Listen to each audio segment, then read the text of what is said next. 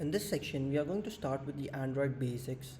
This entire section is going to be on theory, wherein I am going to make you understand about the different buzzwords or different words that we are going to look at while performing Android pen testing. So let's first start with the APK file.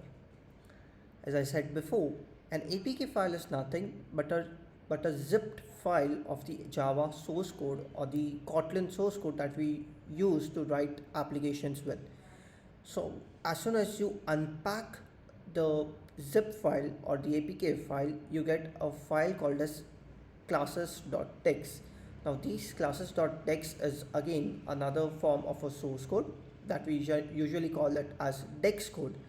Once you convert this using your jar file, or let's say using your dex to jar, you get the jar file of it, and decompiling this jar file gives you the Java source code. So there are two things over here. One is decoding an APK file, and the second one is unpacking the APK file. Unpacking the APK file is going to give you classes.dex or the dex source code or the dex code, that is an intermediate code that is given by the Dalvik VM.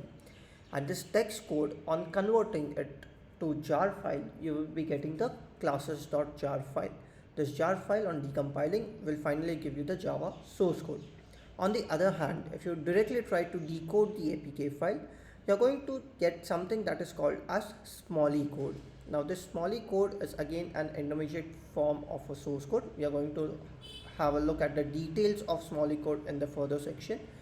And once you recompile the smally code and sign it with your signature, that is the Android signature, you again get back your APK file.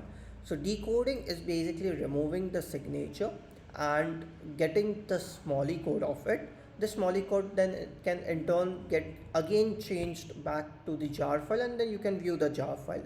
So there are two methods. One is decoding it to the smally code, and second is decoding or unpacking it to the dex code, and both of these methods will ultimately give you the Java source code file.